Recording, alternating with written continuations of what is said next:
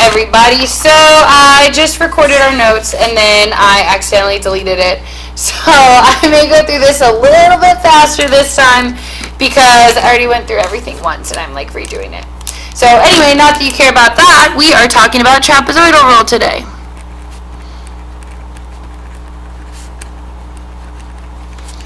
Okay, so hopefully you remember from yesterday, we're talking about how Riemann sums can estimate area. So we know that if you have a function, and let's just say it, does whatever, okay, that the integral from a to b of f of x dx is the exact area that is under that curve on that interval, on a to b. So for example, the exact area would be this right here. Let's just say B is here. So A to B is this space between these two. So yesterday we talked about if we splice that area up and create little mini rectangles, that would give us an estimation of that area. So we cut it in half, we cut it in half again, we drew our little slices, and then we were using rectangles to cut across on each one of those and then adding up the sum. Okay, then someone else was like, man, gee, I really wish that we had a rectangle with a slanty side. And then they were like, oh wait, we do. It's a trapezoid. So what they started doing was instead of using rectangles, they would take these two endpoints and instead of picking one, they would just connect it with a straight line. And then they'd take their next two and connect those with a straight line. Next two, connect those. Next two, connect those. And so each one of those individual shapes on its own is a trapezoid, thus trapezoidal rule. So trapezoidal rule is used to estimate or approximate the value of integrals. And so it's very similar to rectangular, like Riemann sums. The only difference is that your base formula, instead of base times height, is the area for a trapezoid. So hopefully you can see, I'm going to pull this over here. Okay, for a normal trapezoid, you'd have your bases. Okay, this would be base 1, base 2, and then your height is the distance between them. So for us, you can see our trapezoid is just kind of on its side. So you have one base here, and then the other base here. And then since it's kind of sitting sideways, this would be your height in the middle, which is delta x. Okay, so if I wanted to find the integral, okay, I could say that integral from a to b of f of x could be approximated by doing 1/2 base plus base times height plus, and then the next one, 1/2 base plus base times height, so that you're getting the sum of these 4 trapezoids.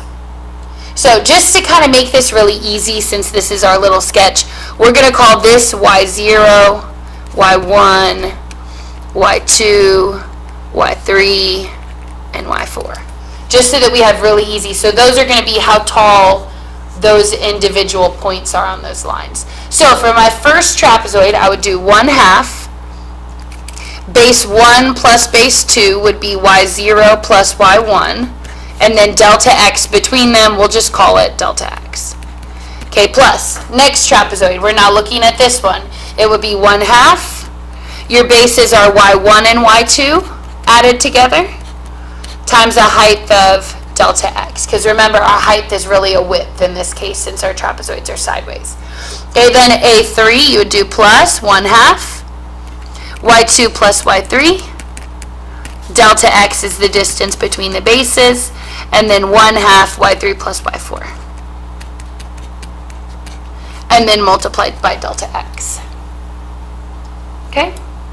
Now, what you should also be noticing, okay, and this is your normal formula, but if you have equal subintervals, there's a simplification that you can do in the calculation that makes it really, really easy.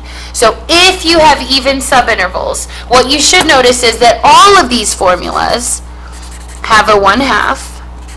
And what do they also all have? They all have a delta x. So if you wanted to make this formula a little bit less time consuming, you could say, or you would do 1/2 and delta x in the front, and then you're basically just adding up everything that gets left over. So I would have y0 plus y1 plus, that's my first two here, then y1 plus y2 plus, that's my second one, then y2 plus y3 plus, and then y3 plus y4. But then you'll probably notice another pattern. Within that larger parentheses of leftovers, you notice that pretty much all of these in the middle were counted twice. So you can simplify that formula even more and say 1/2 delta x, count the first side once, double all of the ones in the middle, and then count the last side only once. Okay, so this is your shortened form. This is your long form. Remember, you can only use the shortened form if you have equal subintervals the whole way through. Okay, so that being said, we're going to switch to your notes. So go ahead and get out that white sheet that I gave you in class yesterday. Okay, it says classwork trapezoidal rule. And because I don't want this video to be forever long, I'm going to skip a lot of the review questions. I'm happy to do those one-on-one, but I'm probably going to skip them for now. So go ahead and get out your white sheet, and we'll pick up at the next video.